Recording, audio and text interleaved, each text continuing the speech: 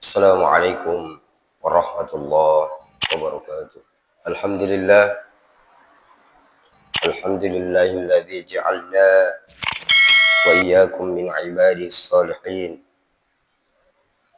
Nashhadu an la ilaha illallah wahdahu la syarika lah, al-malikul haqqul mubin, wa nashhadu anna Muhammadan abduhu wa rasuluh, shadiqul wa'dil amin.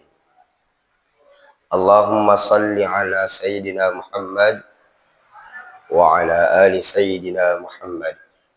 Amma ba'd, faya ayyuhal mu'minun, usikum wa nafsi bitaqwallah faqad fazal muttaqun. Qala Allah ta'ala fil Qur'anil Karim, a'udzu billahi minasyaitonir rajim, bismillahirrahmanir rahim. وَلَنَبْلُوَنَّكُمْ بِشَيْءٍ مِّنَ الْخَوْفِ وَالْجُوعِ وَنَقْصٍ مِّنَ الْأَمْوَالِ وَالْأَنفُسِ وَالثَّمَرَاتِ وَبَشِّرِ الصَّابِرِينَ الَّذِينَ إِذَا أَصَابَتْهُم مُّصِيبَةٌ قَالُوا إِنَّا لِلَّهِ وَإِنَّا إِلَيْهِ رَاجِعُونَ أُولَٰئِكَ عَلَيْهِمْ صَلَوَاتٌ مِّن رَّبِّهِمْ وَرَحْمَةٌ وَأُولَٰئِكَ هُمُ الْمُهْتَدُونَ.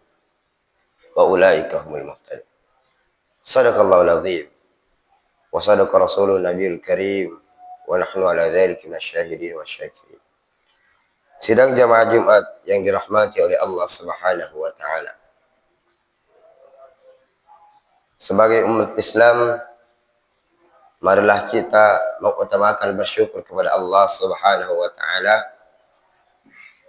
karena ada berbagai alasan sehingga kita umat Islam mengharuskan mengutamakan bersyukur kepada Allah Subhanahu wa taala. Yang mana diantaranya ialah Allah Subhanahu wa taala tak henti-hentinya memberikan kita nikmat. Mulai dari kedipan mata kita, mulai dari langkah-langkah kita, dan semua udara yang kita hirup selama ini, itu semua adalah nikmat yang tak henti-hentinya diberikan kita oleh Allah Subhanahu wa taala. Sehingga kita masih sempat berkumpul di tempat yang penuh mubarakah ini guna melaksanakan salat Jumat secara berjamaah. Laqad khalaqnal insana fi ahsani taqwim.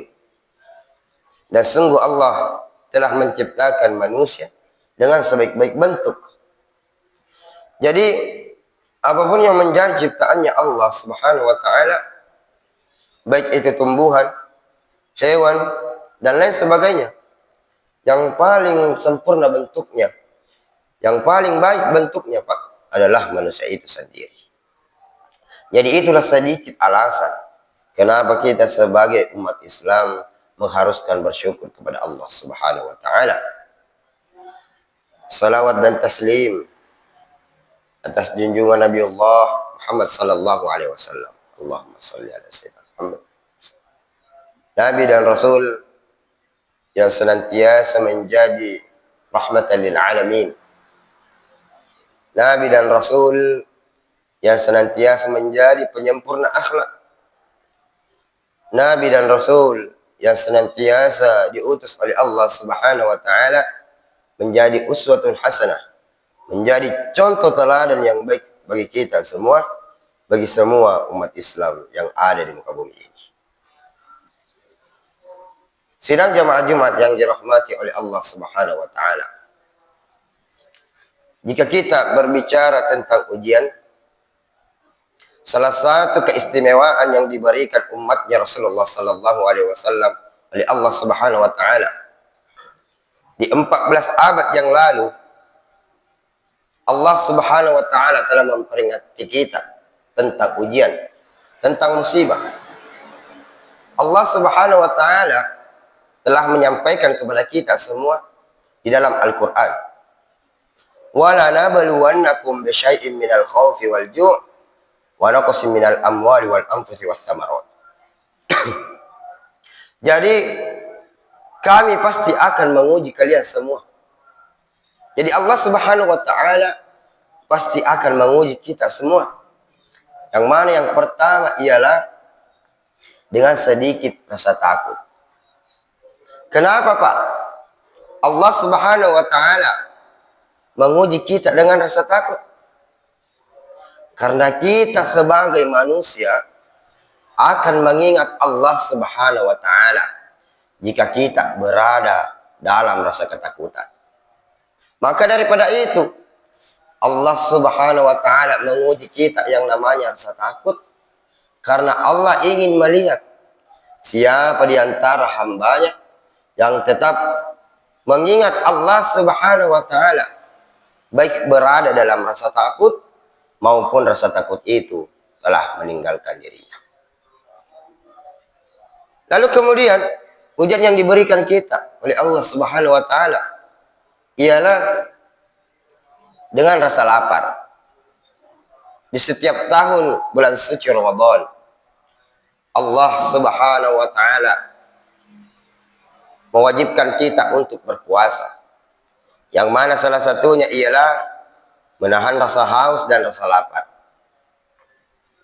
Lalu kemudian kenapa Allah Subhanahu wa Ta'ala menguji kita dengan rasa lapar? Karena Allah Subhanahu wa Ta'ala ingin agar kita merasakan apa yang dirasakan oleh saudara-saudara kita yang mohon maaf diberikan ujian oleh Allah Subhanahu wa Ta'ala dengan kekurangan harta dan terkadang merasakan yang namanya kelaparan. Dan yang selanjutnya ialah wa naqsi minal amwal, yaitu kekurangan harta. Jadi harta yang kita miliki sekarang seperti rumah, mobil, motor dan lain sebagainya, itu semua adalah ujian yang diberikan kita oleh Allah Subhanahu wa Ta'ala, yang pastinya kita akan pertanggungjawabkan di kehadapan Allah Subhanahu wa Ta'ala nantinya. Lalu kemudian kenapa Allah Subhanahu wa Ta'ala menguji kita dengan kekurangan harta?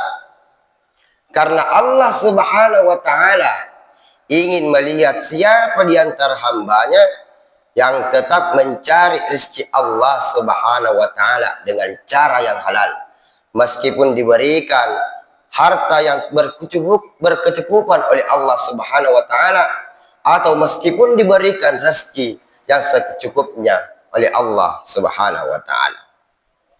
Sidang jamaah Jumat yang dirahmati oleh Allah Subhanahu wa Ta'ala.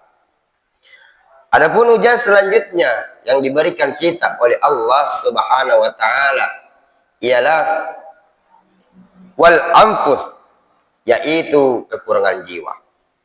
Sebagaimana ditafsirkan oleh para ulama, kekurangan jiwa ialah ujian kematian.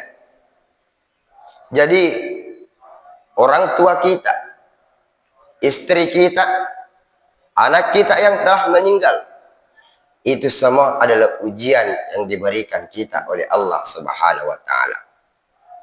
Suatu ketika malaikat Jibril mendatangi Rasulullah sallallahu alaihi wasallam dan memberikan 3 pesan dan membawa 3 pesan, yang mana salah satu pesannya ialah cintailah salah satu yang kamu inginkan, akan tetapi ingat kamu akan berpisah dengannya.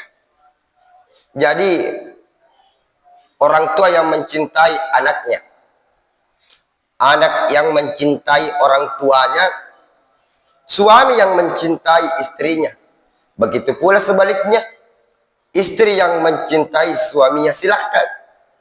Tapi ingat Pak, jangan sampai cinta kita lebih besar kepada makhluknya Allah Subhanahu wa Ta'ala daripada cinta kita kepada Allah Subhanahu wa Ta'ala.